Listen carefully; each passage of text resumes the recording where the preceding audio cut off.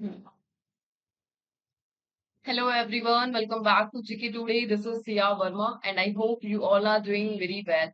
So आज हमें करना है सेशन नंबर 32 जिसमें हम डिस्कस करने वाले 10 वर्ड्स जिसके एंटोनिम और सिनोनिम के साथ टोटल 50 वर्ड्स को टारगेट किया जाएगा जो कि पार्ट है एसएससी सीएचएसएल एग्जाम में आई वोकैब का। फाइन। इससे पहले भी हमने टोटल 31 सेशन ऑलरेडी कवर कर लिए जिसमें हमने केवल एसएससी की वोकैब को ही डिस्कस किया है। तो अगर आपने नहीं देखे अभी तक तो प्लीज आप इन्हें कंटिन्यू कीजिए, देन 32 पे भी देखिए। फाइन। सो स्टार्ट करते हैं हमारा session with the very first question and the first one is which of the following best defines the word ailing. So ailing का एग्जैक्टली मीनिंग क्या होता है? सो एलिंग का मतलब होता है बीमार। ठीक है, बीमार के लिए हम इस वर्ड को यूज करते हैं एलिंग। सो एलिंग एंजाइटी को दिखाता है। सो ऑप्शन में से क्या होगा? Anxiety is the answer. काम नहीं होगा, ट्रैंक्विलिटी नहीं होगा, एश्योरेंस भी नहीं होगा। ये तीनों वर्ड से किसको दिखा रहे? पीसफुल को। जबकि एलिंग में क्या होता है? पीस नहीं रहती, बीमार हो आप, एंजाइटी हो, डिस्मे हो। फाइन। सो एग्जाम्पल के तौर पे समझते हैं, ailing patient needed immediate medical attention. ठीक है, सो पेशेंट से आप इस वर्ड को ध्यान रखेंगे, एलिंग यानी बीमार। सिनोनिम देखिए, डिस्मे, अलार्म, एंजाइटी, डिस्ट्रेस, शॉक। ठीक है, तो डिस्ट्रेस, सैडनेस में जो भी टोन आ रहा है वो सारे इसके सिनोनिम है। डिस्मे, अलार्म, एंजाइटी। इसके एंटोनिम क्या रहेंगे? काम, composer, tranquillity, assure. Fine. so simply you have to remember the word ailing mean anxiety या फिर illness। illness भी आप बोल, illness। fine, let's move to the next one. Which of the following best defines the word disparate? So disparate का meaning क्या होता है? तो disparate दिखाता है या फिर डिफरेंट। जो डिफरेंट है उसके लिए हम वर्ड यूज करते हैं disparate, just like picture. Different ये जो है, the two cultures were as disparate as night and day। So जो two cultures है एकदम डिफरेंट है as night and day। So option में से क्या होगा? Non uniform is the answer.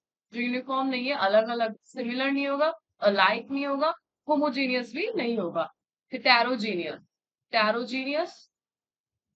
और अदर सिनोनिम क्या होंगे इसके? Different, diverse, distinct, unalike, dissimilar. तो क्या antonym? Similar, alike, uniform, homogeneous. Let's move to the next word. Which of the following best defines the word tenuous? So tenuous का exactly meaning क्या होता है? So tenuous का मतलब होता है weak, fragile, जो weak हो, जैसे argument, weak argument। ठीक है, जिसका solid proof ना हो, lack of solid proof, उस सेंस में हम इस वर्ड को यूज करते हैं। His argument was tenuous and lacked solid evidence. Fine. So synonym क्या होंगे? weak हो गया, फ्रजाइल हो गया, फ्लुएंसी हो गया, इनसफिशिएंट हो गया, थिन हो गया। जबकि antonym strong, substantial, solid, firm यानी जो सॉलिड है, ठोस है। Fine. Simply you have to remember the word tenuous means fragile, जो वीक है, नॉट सॉलिड प्रूफ।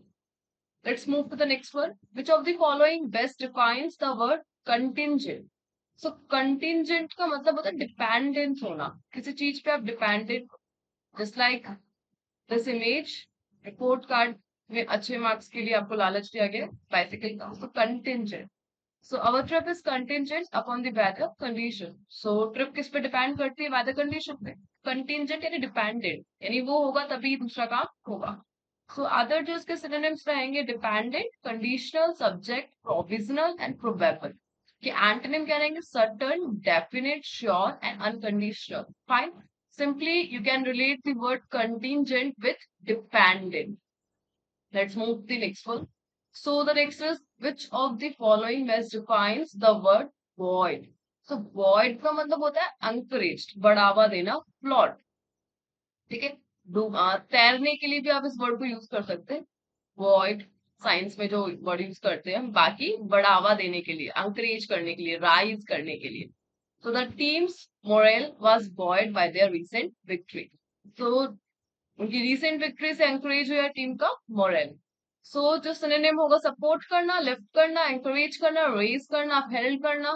ये antonym depressed, deflated, discouraged and weakened. Fine. So buoyed का मतलब क्या है? encourage करना या plotted. Let's move to the next one. So which of the following best defines the word facetious? So facetious यहाँ पे दिखाते हैं jocular, funny को, funny के लिए इस word को हम use करते हैं, joke के लिए. So his facetious remarks were not appreciated during the serious meeting. तो serious meeting के दौरान उसके जो remarks थे कैसे थे? Facetious, not appreciated. So jocular is the answer. Flippant इसका synonym हो गया जो flippant इसका synonym हो जाएगा witty हो जाएगा jocular, playful, humorous. ठीक है. सो जोक के सेंस में ये सारे वर्ड है. विटे यानी जोक, जॉक्यूलर, facetious. एंटोनिम क्या हो गया? Serious, grave, earnest and sincere. So facetious means jocular. Next one is which of the following best defines the word gaslighting? So gaslighting का मतलब होता है मैनिपुलेट करना. ठीक है, मैनिपुलेट के लिए आप इस वर्ड को यूज करते हैं. सो मिसलीडिंग आंसर हो जाएगा. क्लैरिफाई, इल्यूमिनेटिंग, सपोर्टिंग ये तीनों ही नहीं होंगे, जबकि misleading is the answer. So gaslighting can severely damage someone's mental health. So manipulate करना damage करेगा mental health. So gaslighting simply manipulating. Other synonym deceiving धोखा देना, misleading, confounding, distorting, manipulating. Distorting and confounding दोनों ही word दिखा रहे हैं manipulating को, यानी बहलाना, फुसलाना. Antonym क्या रहेंगे? Clarifying, illuminating, revealing, supporting, clear cut. Fine. So simply the meaning of gaslighting is manipulating और यहाँ पे ऑप्शंस में नहीं है. क्लैरिफाइंग नहीं होगा, इल्यूमिनेटिंग नहीं होगा, रिवेलिंग नहीं होगा, सपोर्टिंग नहीं होगा. Misleading is the answer. या sorry, it's my bad. Revealing, misleading. Let's move to the next one. So which of the following best define the word nuanced? So nuanced का मतलब क्या होता है? सो न्यूएंस्ड यहाँ पे स्टैंड करता है डिटेल एनालिसिस के लिए.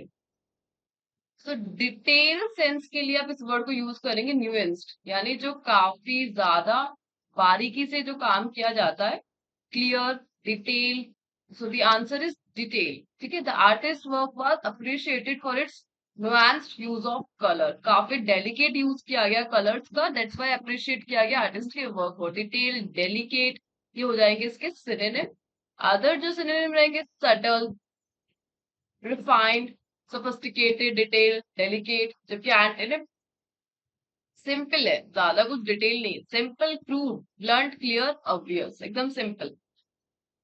Next one is which of the following best defines the word consternation?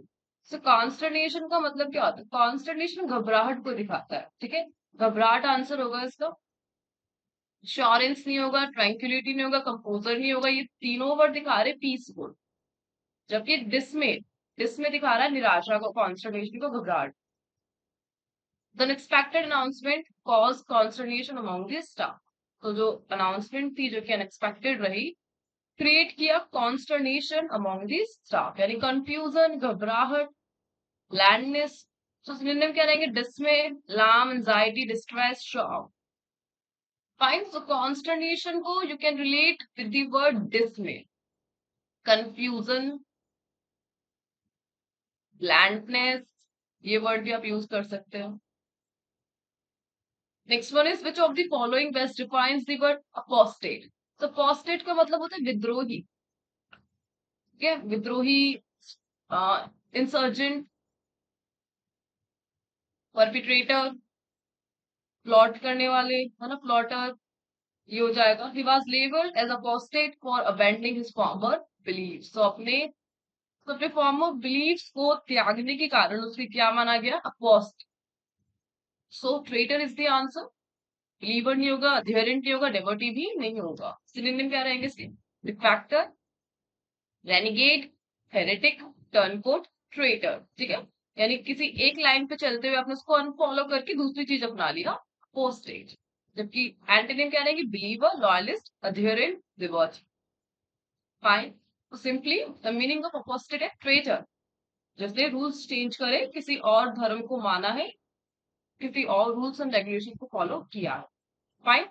सो जो आज वर्ड हमने किए एलिंग यानी बीमार, disparate, different, tenuous, void, contingent, facetious, gaslighting, nuanced, consternation and postate. Fine.